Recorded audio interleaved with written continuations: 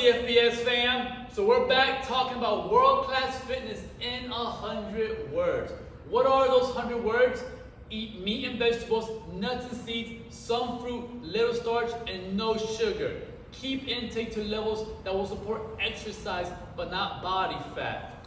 Practice and train, major lifts, deadlift, clean, squat, presses, clean and jerk, and snatch.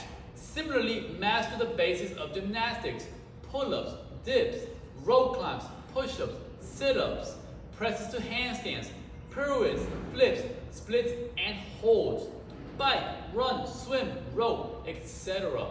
Hard and fast, 5 or 6 days per week. Mix these elements in as many combinations and patterns as creativity will allow. Routine is the enemy. Keep workouts short and intense. Regularly learn and play new sports. Where does that come from? Right behind me. This paragraph created by Greg Glassman. So last week we talked about the first two sentences, all right? Which essentially is your nutrition. Even though this is titled World-Class Fitness in 100 Words, the interesting thing is that the first two sentences to world-class fitness is referring to your nutrition.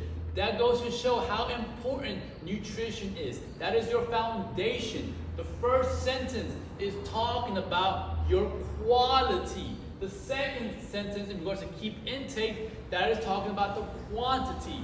First, master the quality, then focus on the quantity. Once you get those two to pair each other, it'll be awesome, and it is supporting your fitness, is giving you a great base and foundation. Now we're going to talk about the next three sentences.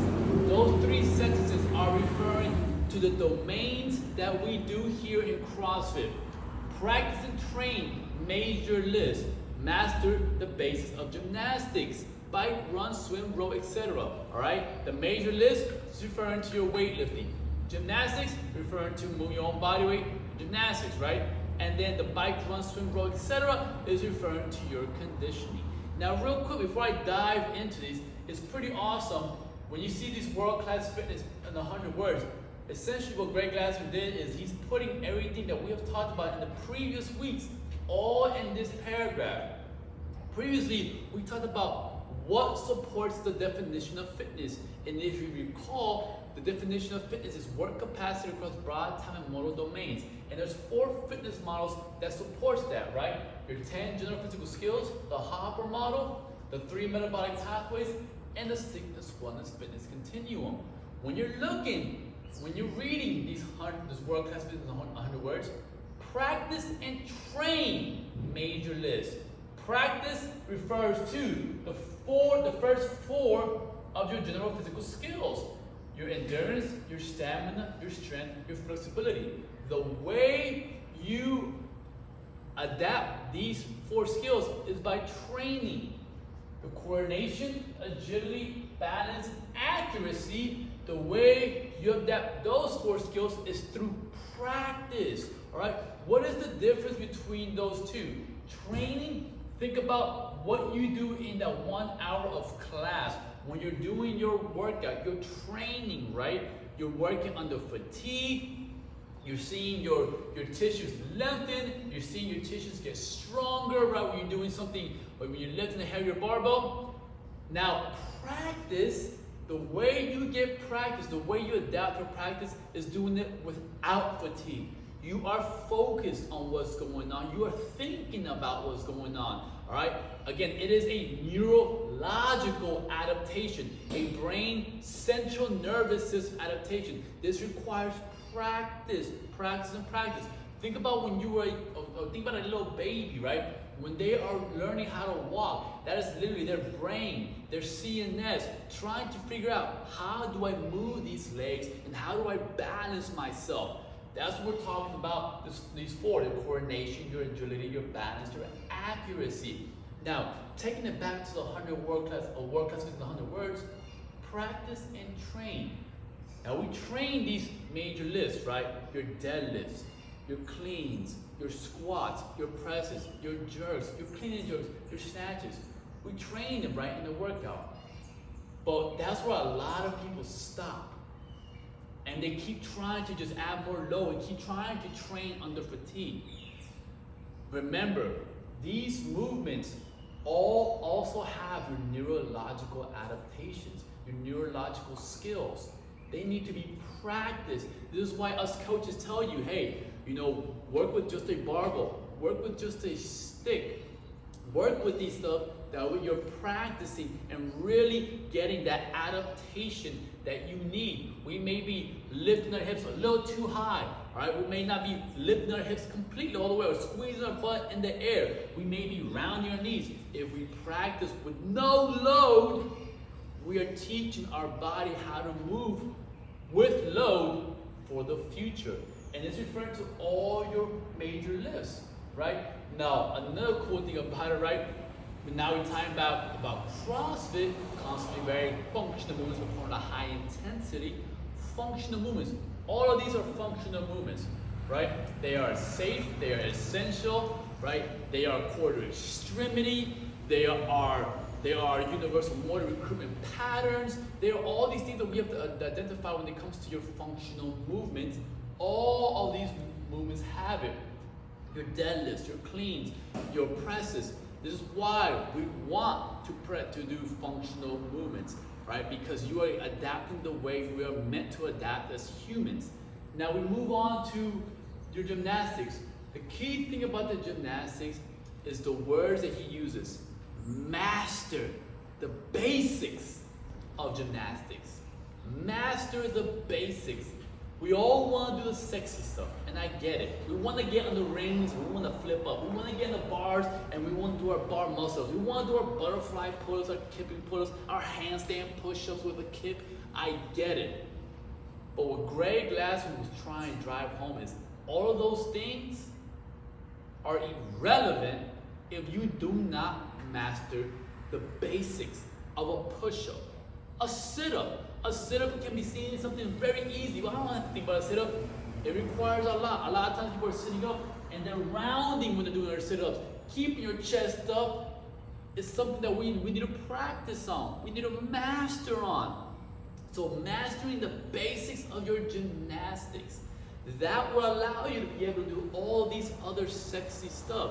So again, your pull-ups, don't think kipping pull-ups or butterfly pull-ups, think strict pull-ups. Your dips, again, don't think kipping, think a strict dip. All right, your rope climbs, can we do a basics of a rope climb, of clamping our feet, then standing up, and then moving up, right? Before we even think legless rope climbs, before we even think the sliding down, it is the basics.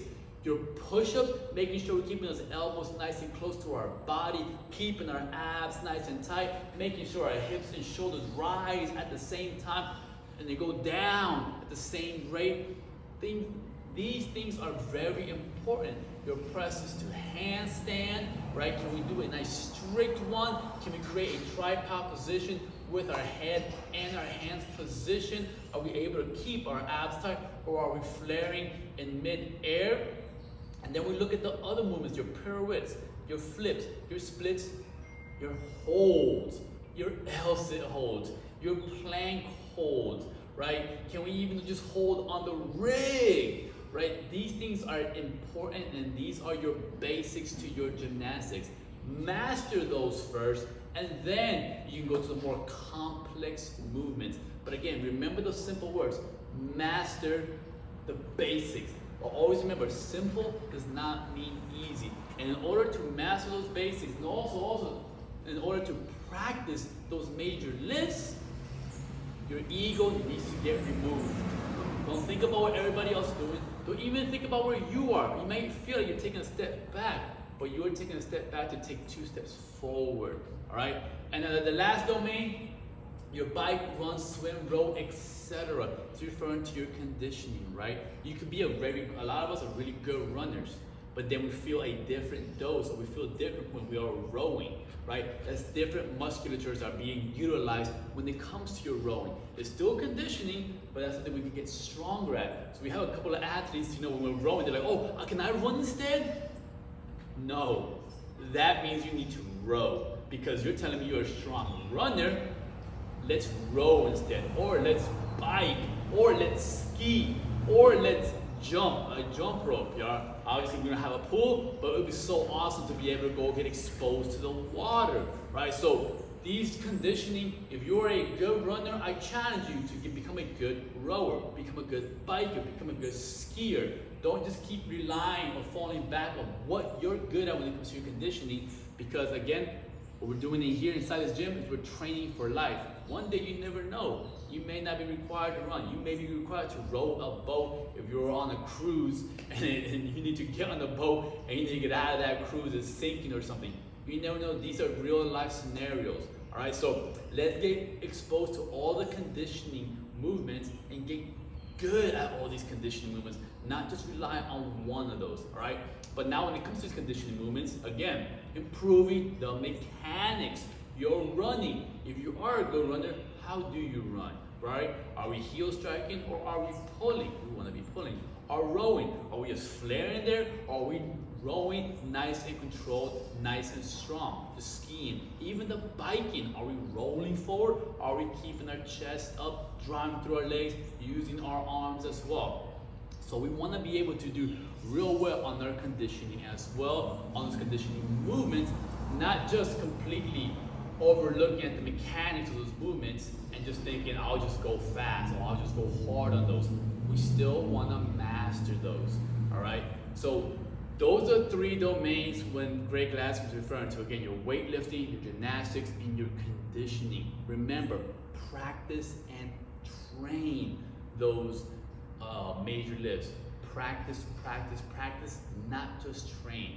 In the gymnastics, master the basics, and the basics will lead to the complexity, sexy stuff. And then when it comes to your conditioning, mix them up. Let's not just depend on one of these conditioning movements, and let's improve the mechanics on all of those as well. But let's get strong on all of those.